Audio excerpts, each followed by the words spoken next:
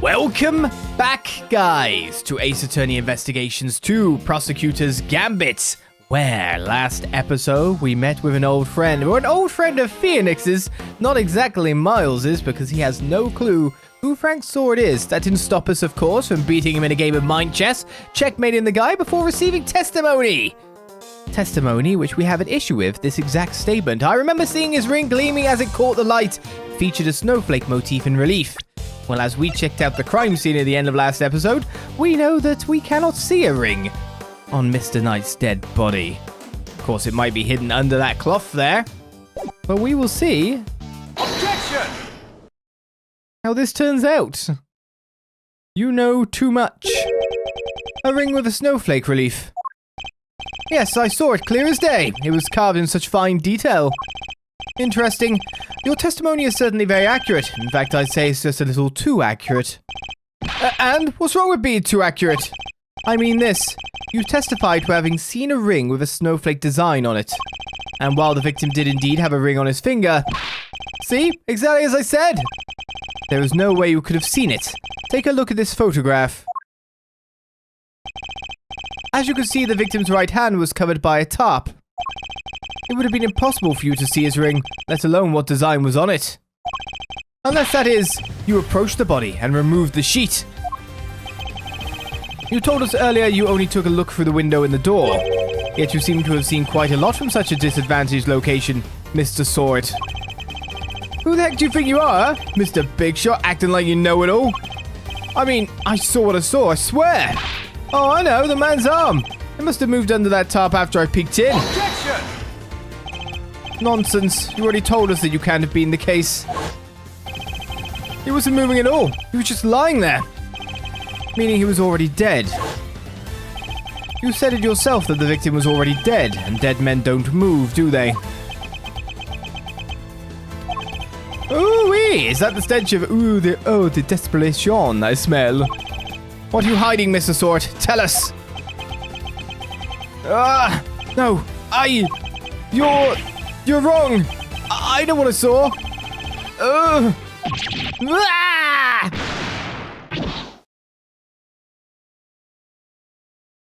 Hope that's clean.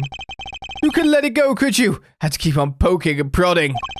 You slimy two-bit associate attorney! It seems the real Mr. Sword has finally revealed himself. Whoa, that's quite the rug he was rocking. Came straight at you like some kind of flying black cat. Look, I'm just a sweet innocent witness here. But are you really? Because I must say I have doubts. Very serious doubts. What's that supposed to mean? You saw something that should have been impossible to see from outside the workshop. So, how did you do it? That's simple. Mr. Sword, this is where you were standing when you saw the body. If you can't see it from workshop B, if you can't see it from here, then you have to be... Take that! You were in the same room as the body. That's the only way you could have seen the relief on the ring. Ah! Say what you want, but you don't have a shred of evidence, do you? Nothing to prove I was in the room with the body anyway. You can't prove it, can you? Because I was in the next room over. Minding my own business and looking after the animals. Why else would I have signed out a pair of rubber gloves? For fun? Now put up or shut up. I want to see evidence that proves I was in that room with a body. You can tell like he's a guy who was the first crime ever in the series. Can't you? Well, not maybe timeline-wise, but still. The first one we did, because he just gave it to us. Take that! He told us what we needed in the line proceeding. Remind me, Mr. Sword, what were you doing when you discovered the body? How many times do I was practicing my pet styling techniques. Of course, then perhaps this rubber glove might mean something to you. That's... This glove was found by the victim's body. I believe it was dropped by the killer. And I can't help but notice that you have a similar glove tucked into your apron. No, this one's different. Hold it! Yes, that one does seem awfully lonely, doesn't it? Very lonely. It's just a rubber glove. There are hundreds of them, all over the prison. This doesn't prove anything. Objection! Not yet, perhaps, but if I were to ask the police to check this glove for prints, I have a feeling the result would be rather fascinating.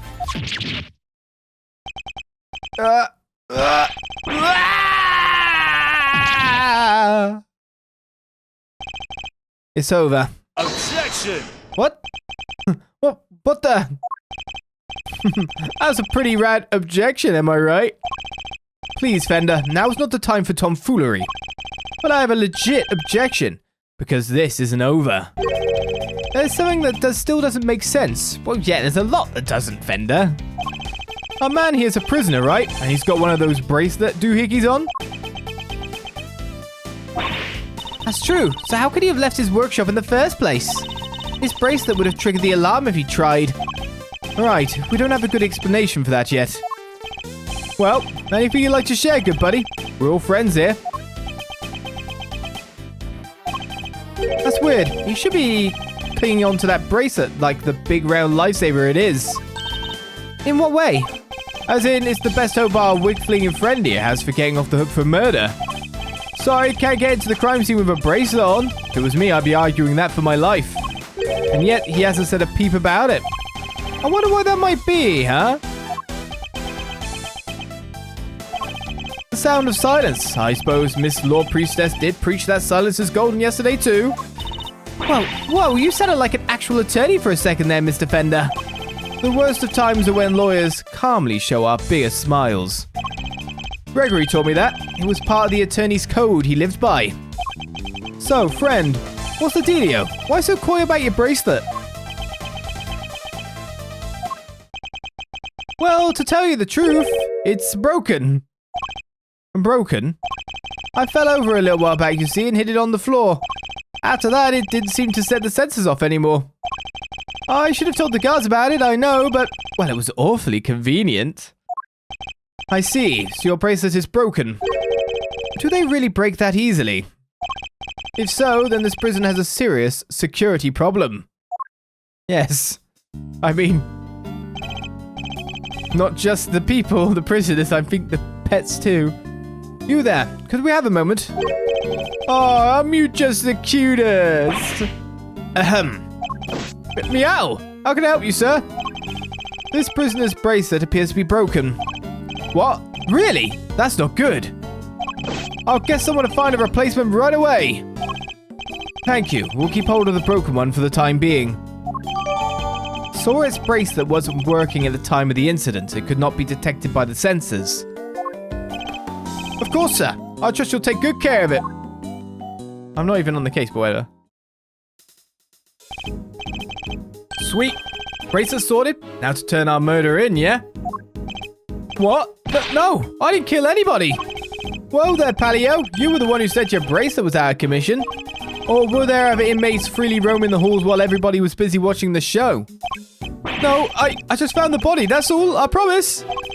And when I did, that enormous dog still had his mouth wrapped around the poor man's neck. I only went into the workshop after the beast had left.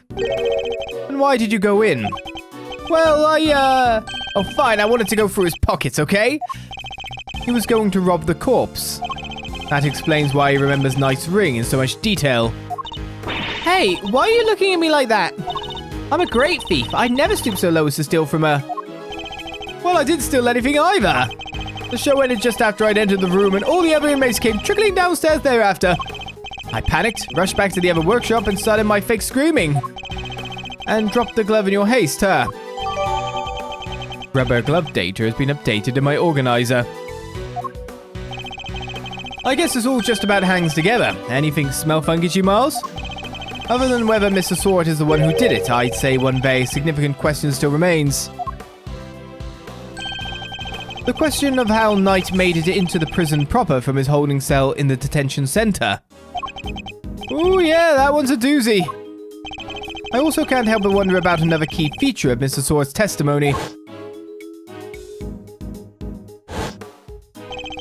That dog's involvement can only mean one thing. Mr. Sahwit. Yes? What is it? Were you the only prisoner who didn't go to watch the show? Well, no, there was one other who didn't. Am I right in thinking that this person couldn't have watched the show even if he'd wanted to? Yes, how did you... I knew it. I had my suspicions when we first ran into that black dog yesterday. This confirms it. For a criminal that dangerous to end up in a place like this is unbelievable, but... where is this person's cell? You're going to see... him? Who are we talking about here? Him. He's not like the other prisoners, you know. He's special. Gets treated like royalty. But you didn't hear that from me.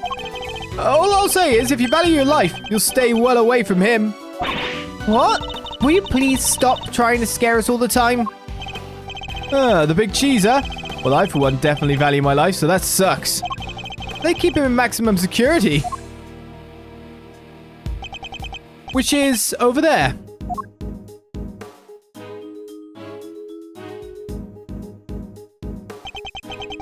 Maximum security. Well, that's certainly one way of treating someone differently. Building layout data updated in my organizer. You're gonna tell me that animals could just go into maximum security now, probably? Alright, quit being so mysterious and tell us who he is already. Let's just say he's highly skilled when it comes to people's lives. Better than anyone, in fact. And, that's all I'm prepared to say on the subject. In fact, I may have already said too much. Well, Milesy, anything you care to share? Or are you going to leave Kay and I in the dark here too? The mystery man in maximum security is an old acquaintance. Let's go pay him a visit. I suspect we'll find our dark canine friend there too. Hey, you there! Is it true? Is what true? The broken bracelet thing, because I want one too, yeah? You break the rules even now from behind bars? No, it ain't like that. I just want to hang out with the animals is all. It's not a crime to be an animal lover, you know, Mr. Edgeworth. Wonder if there's anything else to check out here now. I thought, like, he might have dialogue because, let's face it, we did just discuss how to sneak out of the place. It's a cat. What a awesome kitty.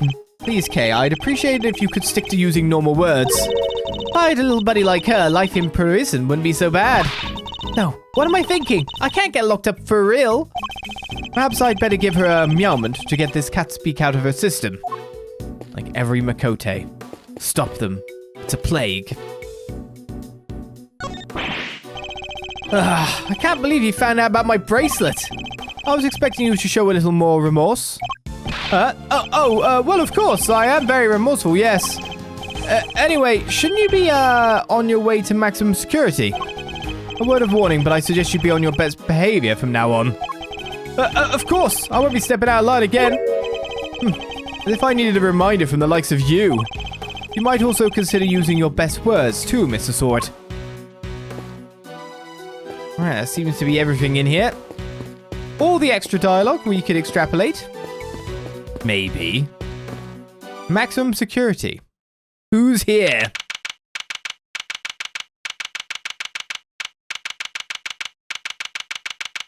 Maximum security gets one really big cell by the look of it.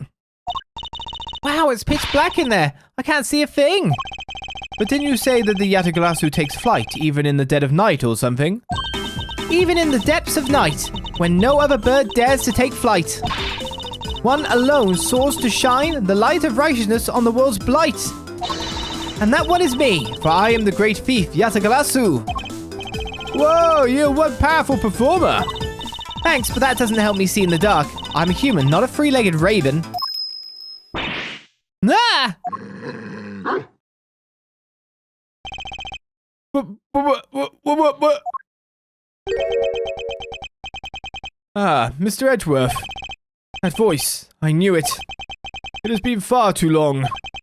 You remember me? I could hardly forget now, could I?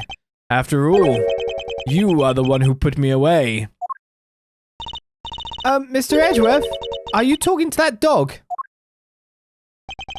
Or is there someone else in there? Still can't see a danged thing. Oh, but I am forgetting myself. Forgive me, I do not often receive visitors. One moment, I will turn on the lights.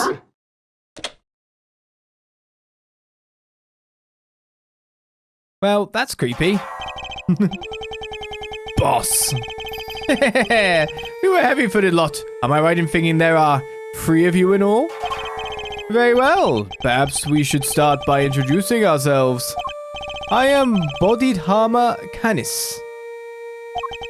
As you may have gathered, Mr. Edgeworth and I are old acquaintances. Kanis was a notorious assassin. Some knew him as the Blind Butcher.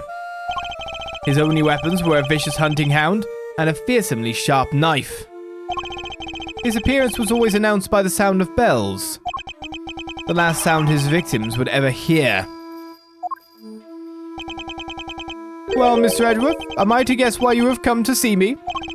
You know why I'm here. In fact, I'm willing to bet you know every detail of this sordid little affair already. And I suppose we have nothing to hide from one another.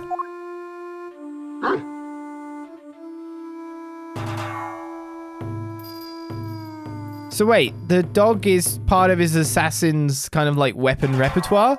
And the dog's just A, allowed in the prison, and B, allowed to move freely. High security, max security indeed. Suspicion of murder. Your faithful canine friend is currently the chief suspect in a murder investigation. The person who found the body saw a dog with its mouth around the victim's throat. Your witness is mistaken. Helmut is a gentle soul. He is my eyes, nothing more. It is absurd to think that he would do such a thing, isn't it, boy? Yes, it is. You're a good boy, aren't you? Helmut is more than a mere seeing eye dog, and he's certainly no good boy. He's also a trained killer. A weapon once used in this man's sordid trade. This witness of yours, he is trustworthy, I assume? Sort is anything but trustworthy, and he's still very much a suspect himself. I can hardly claim that his testimony is beyond reproach. Hey, no then! I thought as much. Yes, I did, Helmut. Yes. It figures that he already knew who our witness is. What's your alibi, apart from being in maximum security, which is a pretty good alibi? What were you doing between 8 and 10 a.m. yesterday morning, Mr. Kanis? During the show, you mean? I was here, ensconced in these humble surroundings. I have developed a passion for wood carving, you see. An obsession, even. I was engrossed in it all morning. And you have permission to engage in such a hobby. I can't believe someone would actually let you. The Warden and I have an understanding. An understanding? That's ridiculous. This man shouldn't be allowed 1, let alone 5 chisels. And nothing but lethal weapons in his hand. I was carving Buddhist pieces at first, but by the 674th, my interest had begun to wane. Whoa, that must have taken forever. Time is all I have, child. In any case, my focus has now shifted to pieces, such as these. I didn't know you played chess. You play too, do not, Prosecutor? Perhaps one day you might indulge me. Though you may find my game rather rudimentary. I only began after my arrival here, I am afraid. What's that piece? A dog with 3 heads. Ah yes, the dogs of war. You must forgive my little joke. Chess is after all a game of war. Soldiers, knights, castles, all doing their utmost to protect the king, all loyal to the last. I have always thought it strange that such a game has no place for a dog. After all, what more loyal weapon could an army call upon? Still, it's simply a piece I made for fun. Fear not, I play by the regular rules and with the regular pieces. I can't imagine it's easy finding opponents to play here in prison, though. Oh, I have my correspondence. Correspondence chess, then. Sharing moves by post. Yes, even prisoners are allowed to send and receive letters. Their contents are respected, of course. Although, I have yet to receive the details of my current opponent's next move. Dog chess piece data jotted down in my organizer. Sounds like this current opponent isn't a resident here. Alright, tell us about the victim, what you know. I suppose you know the identity of the deceased, Mr. Kanis. His name was Bronco Knight, was it not? Poor unfortunate soul. Do keep your ear to the ground. My ears are all I have, Mr. Edgeworth. Why am I not surprised that he's plugged into the prison's information network? But perhaps he was not so unfortunate after all. What do you mean? Mr. Knight's crime was a grave one, a crime for which he would have been made to pay dearly anyway. The attempted assassination of a president. That is no small matter. Attempted assassination. Wait, Mr. Edgeworth, didn't Mr. Knight... Yes, we proved that he murdered his team leader, and that there was no attempt on the president's life. Could it be? Are they attempting to cover up President Wang's fake assassination scheme? I mean, it makes perfect sense. Why not? If you're already corrupt and do stuff like that, it's pretty easy to do this bit. Whoa, whoa, whoa there, cowboy. You're saying the Bracelet didn't actually have a pop at the press? I was hired to defend him on the charge of attempted murder. You mean you don't know what really happened? So what? They just blamed the whole assassination thing on Mr. Knight? It would explain why the committee was so keen to get involved. Of course, they took you off the case to try and keep you away. And swapped in that Wiener kid to push through an attempted murder charge. In other words, they're trying to cover up the truth. So they really were trying to frame him. According to the guards, this night, was it? They tell me he was violently insistent that he had attempted no assassination, which would have come out anyway when the case went to trial. I'm no expert in legal matters, but allow me to say this one thing. I know for a certainty that he would not have been the first inmate imprisoned on false pretenses. An uncomfortable fact, but a fact nonetheless. Yes, Helmut, yes it is. Yes. The courtroom is not always the bastion of truth you believe it to be, Mr. Edgeworth. No bastion of truth, huh? I've heard something to that effect before. Yes, from a certain Interpol agent who doesn't have much faith in prosecutors.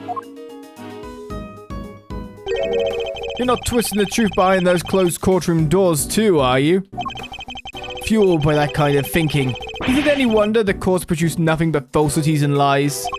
Sorry, but the truth doesn't need the likes of you to distort it today. I never was able to fully dispel his mistrust of prosecutors. Even Helmut understands, don't you, Helmut? Yes, you do. The truths are revealed in court and your deductions. It is dangerous to trust either implicitly. But I'm not bitter. You are not the first to make me a subject of unfounded suspicions in recent days. In fact, I was visited by another prosecutor only yesterday, who was accompanied by a judge. They even dragged the warden along, a distaste for me lingering unspoken in the air. Not those two again. Prosecutor Winner and Judge Gavel. They went over my cell with a fine-tooth comb, but they left empty-handed.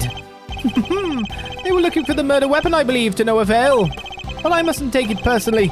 Rumor has it that they searched every cell in the prison, and still failed to find what they were looking for. I pray they weren't too disappointed. Prison search data is jotted down in my organizer. Yeah, well, that posed more questions than it answered. What do we do now? Sora's testimony is flimsy at best, and I'll need more proper evidence if I want to take Kanis on. Well, I think that's quite enough chit-chat for one day. Helmut will show you out. Good boy, Helmut. Go on now. He's not showing us out permanently, right? Let's get out of here. Come on. Until next time, Mr. Kanis. It does pain me that our brief time must end, just as we were becoming reacquainted. I await your return, Mr. Edgeworth.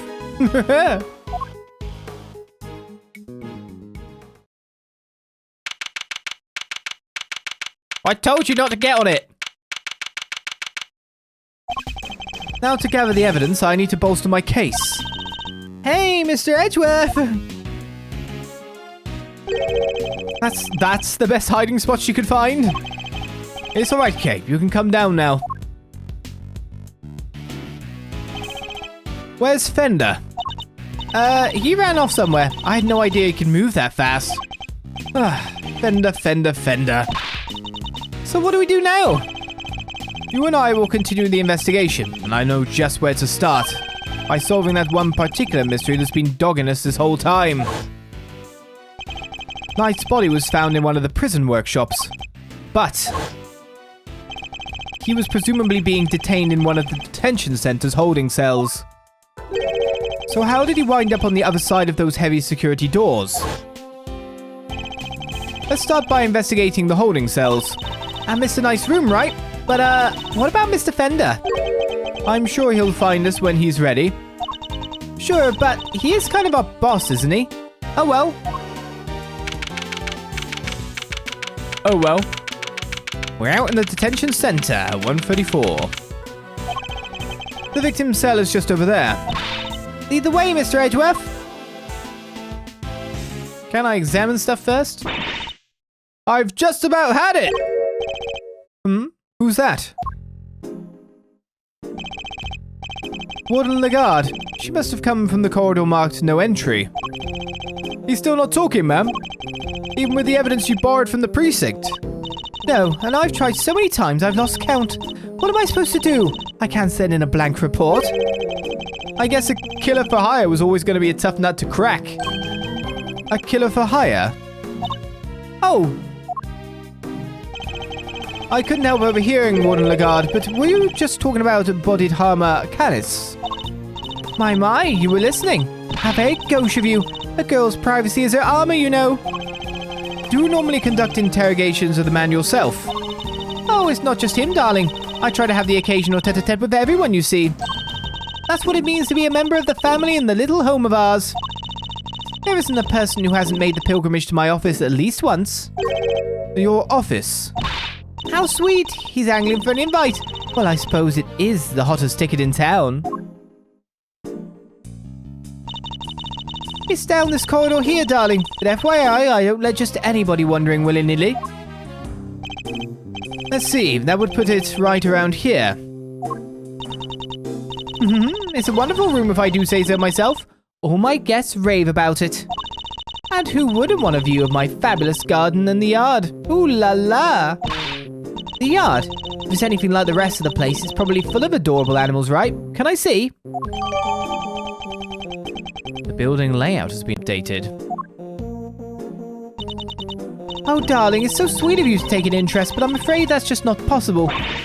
Why not? Because you're not a member of our home. If you want to see it that badly, you'll just have to get convicted for doing something unspeakable. That's a rather steep price to pay. Oh, but just listen to me chattering away like there's no tomorrow.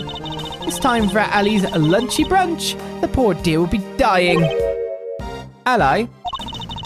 The sweetest little dear in all the world.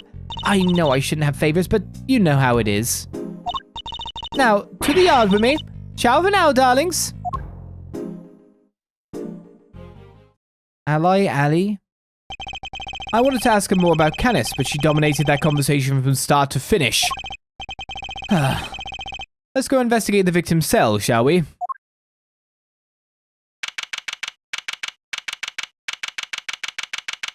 Is that a menu? In the middle?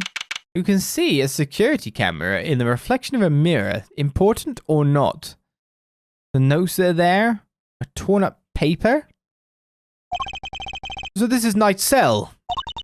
When do you think he was brought in, Mr. Edgeworth? It would have to have been in the evening of the 25th, just after the events of the lake. And then at some point he wound up in the prison proper. But how? There must be some evidence here that will point us in the right direction. Alright, let's get looking, Mr. Edgeworth. And I leave. Wait, no, you can. Keep up the good work, officer. Sir, I'm guarding an empty cell, sir.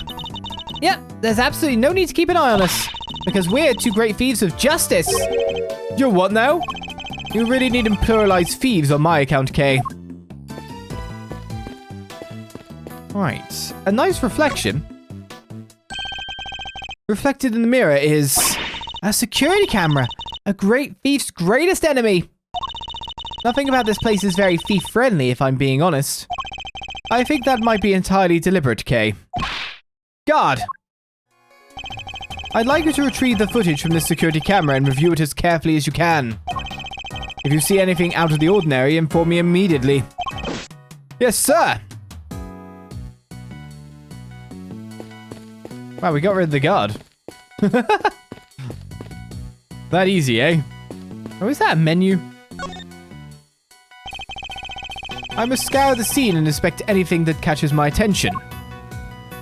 That's Sudoku? It doesn't actually have enough cells for a Sudoku.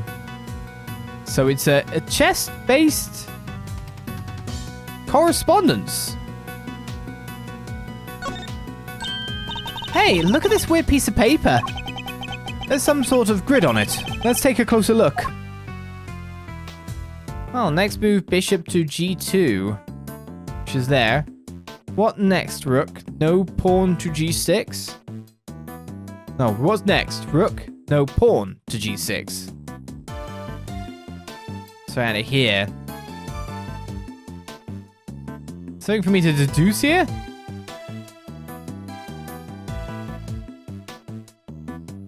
I'm like, so no rook could make it to g6. I don't know what I'm deducing here. There's nothing of interest here. The grid appears to be a chess diagram. The victims, I suppose. What's a chess diagram? A visual representation of a game of chess. See how the locations of all the pieces are marked. This seems to be a closely fought contest, but perhaps if this pawn were... No, wait. Not now, Mr. Edgeworth. This is no time to be playing games. Yes, I suppose you're right. This isn't the first time I've seen this configuration of pieces. It was from a different perspective, but it was definitely the same game. Perhaps it would be wise to take another look at the evidence in my possession. Ooh.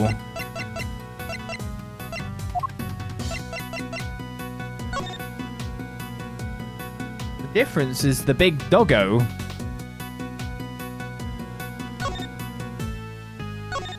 What an interesting little thing here. So really, there's an issue with something missing in a certain location. I guess we're going to be deducing a spot or something, but we will find out next time. I'll work out exactly what we're supposed to do with this, but I'm assuming we just need to pretty much just link the whole thing with this to make sure that we know that they are the same game and that they were corresponding with each other to play. That seems to just be the ticket. But we'll find out next time on Ace Attorney Investigations 2, Prosecutors Gambit. Let me deduce this chess correspondence. Until then, I say, bye-bye.